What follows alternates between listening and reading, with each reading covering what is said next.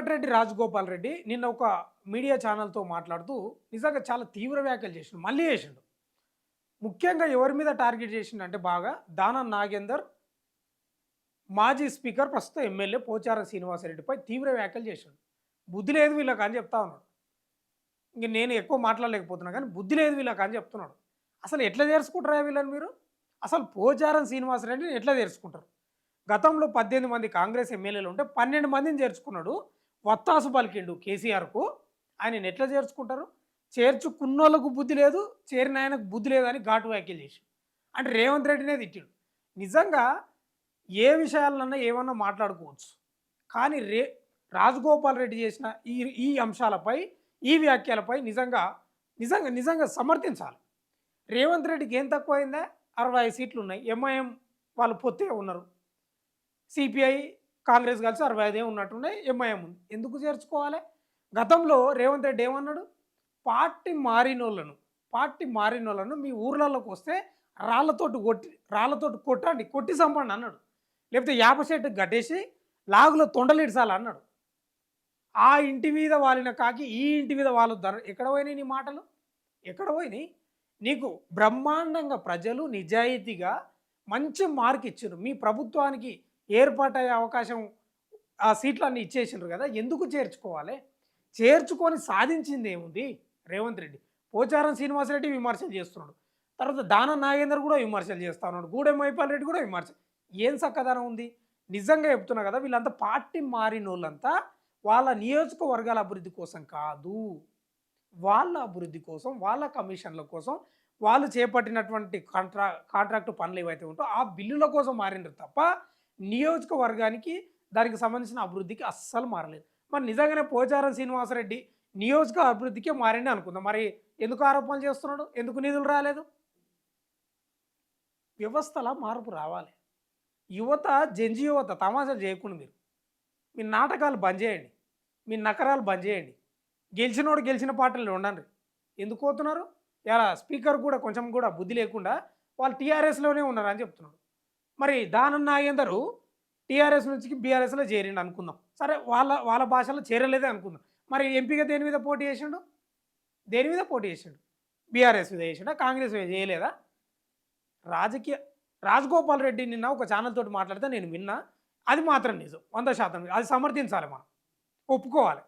తూ అని ఉమ్మిస్తున్నారు. రాజకీయాలు అంటే చిల్లర రాజకీయాలు, పందిల బురదల పొలరే పంది ఒకటే, ఈ రాజకీయాలు ఒకటే అని యువత అనుకుంటున్నారు. ఆయన చాలా మాట్లాడిండు. ఈ ఆర్టికల్ చదివిన తర్వాత చివరిలో నీకు 2 మాటలు మాట్లాడతా. ఇక్కడ పెట్టు. వచ్చినోళ్లకు కొంచెం జూమ్ చేస్తా. వచ్చినోళ్లకు చేర్చుకున్నోళ్లకు బుద్ధి లేదు. కాంగ్రెస్ పతనానికి పోచారం కారణం. దానంను చూస్తేనే గౌరవం పోతుంది. చేరికలపై పార్టీ తప్పు చేస్తుంది. కాంగ్రెస్ ఎమ్మెల్యే రాజగోపాల్ రెడ్డి చెప్తున్నాడు. చేరికల సమయంలో గతంలో కేసీఆర్ చేసిన తప్పిదాన్ని ఇప్పుడు కాంగ్రెస్ చేస్తుందని కాంగ్రెస్ ఎమ్మెల్యే కోమటిరెడ్డి రాజగోపాల్ రెడ్డి మరోసారి సంచలన వ్యాఖ్యలు చేశారు.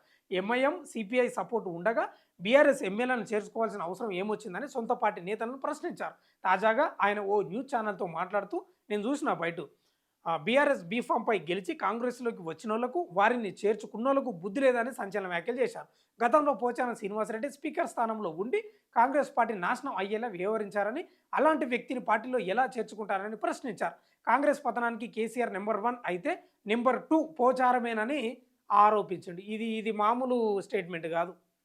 ఇది మామూలు స్టేట్మెంట్ కాదు, చాలా భయంకరమైన స్టేట్మెంట్. ఏమంటున్నాడు తెలుసా? కాంగ్రెస్ పతనానికి 2018, 23కు మధ్య బీఆర్ఎస్ ఉంది కదా అప్పుడు అధికారంలో. కాంగ్రెస్ పతనానికి నెంబర్ 1 కేసీఆర్ అయితే నెంబర్ 2 పోచారం అని చెప్తున్నాం. అది మాత్రం నిజమే, అది నిజమే.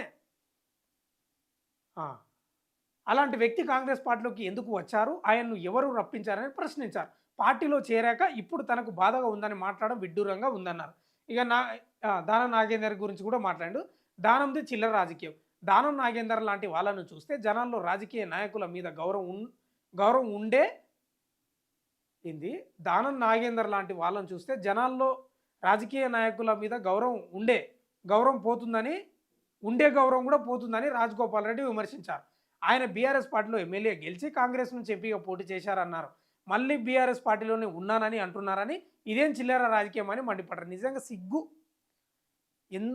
గడ్డం ప్రసాద్కు నిజంగా ఎంత ప్రజాస్వామ్యాన్ని, పట్టపగులు అందరూ చూస్తుండగా తడిగుడ్డతోటి గొంతు కోయడం అంటే అది స్పీకర్ గడ్డం ప్రసాద్ కుమార్కే చెల్లింది అది.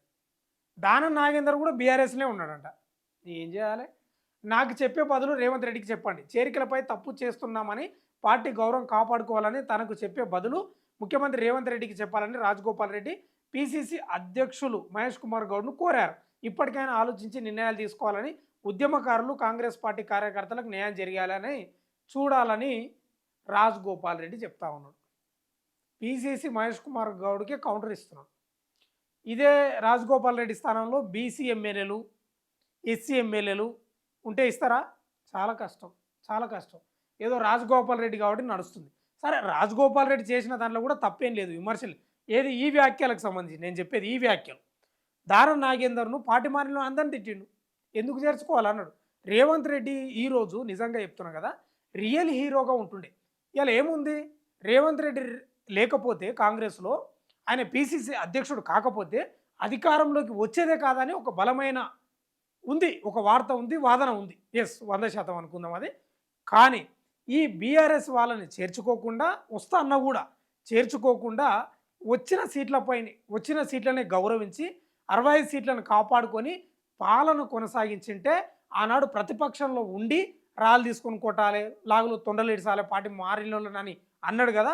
ఆ స్టేట్మెంట్లు ఉన్నాయి కదా, అవి నిజంగా దాంట్లో కట్టుబడి ఇవాళ ఉండుంటే 65 సీట్లు అట్లే పెట్టుకొని ఉండుంటే ఇవాళ మామూలు కాదు, రియల్ హీరో అవుతుండే కాంగ్రెస్లో. కానీ రేవంత్ రెడ్డి ఎందుకు భయపడ్డాడో ఏం కథనో. బీఆర్ఎస్ కూడా ప్లాన్ చేసింది మంచిగా, ప్రభుత్వం ఏముండదు, ఇది 6 నెలల్లో కూలిపోతుంది అన్నాడు. ఈయన భయపడ్డాడో ఏం కథనో ఏమో తెలియదు, కానీ 10 మందిని గుంజేసుకున్నాడు. కాబట్టి జీరో అయిపోయింది రేవంత్ రెడ్డి, ఈ విషయంలో జీరో అయిపోయింది. వాళ్ళకి అనుకోవచ్చు ఏమింత కామన్ రాజకీయాలు, ఇది కామన్ కాదని. కామన్ కాదు, తుప్పుడ ఒలుస్తారు ఇప్పటి నుంచిగా. జనాలు కాదు, జంజీ యువత ఉంది, మీ తుప్పుడ ఒలుస్తారు. ఇవాళ రేవంత్ రెడ్డి మొత్తం దిగజారిపోయింది. తమాషా ఏంటంటే, విచిత్రం ఏంటంటే, నాటకాలు ఏంటంటే, బీఆర్ఎస్ నుంచి గెలిచి కాంగ్రెస్లోకి పోయినోళ్ళు మళ్ళా రేవంత్ రెడ్డిపై విమర్శలు చేస్తున్నారు. ఏం సమాధానం ఉంది? గేట్లు తెరిస్తే ఎవరు ఆగారన్నారు, 10 మంది వరకే ఆగినరు, అందులో ఇద్దరు ముగ్గురు మళ్ళీ నీకు వ్యతిరేకంగా మాట్లాడతారు. అంటే గేట్లు మళ్ళీ తెరిచినావా, బయటికి కొనరని. రాజకీయాల్లో మార్పు రావాలి, వ్యవస్థల్లో మార్పు రావాలి. ఈ ఈ ఈ పార్టీ మారిన వాళ్ళను ఎంబడే సస్పెండ్ చేసే అధికారం ఉండాలి. ఆ చట్టాల్లో మార్పు రావాలి 100%. అట్లయితేనే ప్రజాస్వామ్యం బతికి బయటపడుతుంది, రాజకీయాలకు ఒక విలువ ఉంటుంది, ఒక స్థానం ఉంటుంది, ఒక గౌరవం ఉంటుంది. దానిలను ఒక మంచి కోణంలో చూసే అవకాశం యువతకు దొరుకుతుంది. రాజగోపాల్ రెడ్డి మాటలు నేను సమర్థిస్తున్నా. ఎస్, 100%. ఇవాళ యువత అని ఉమ్మిస్తారు రాజకీయాలు. ఎంత నీచమైంది నాకు అర్థం కాదు. అడ్డంగా బహిరంగంగా పోయి కాంగ్రెస్ టికెట్ మీద పోటీ చేసి ఇలా బీఆర్ఎస్లో ఉన్నాడని చెప్తే ఇంక మీరే చెప్పాలి ఏం చేయాలో మీరే చెప్పాలి. ఈ అంశానికి సంబంధించి రాజగోపాల్ రెడ్డి వ్యాఖ్యలను మీరు సమర్థిస్తున్నారా లేదా అనేది కామెంట్లో రాయండి. చూస్తూనే ఉండండి మన తొలి వెలుగు.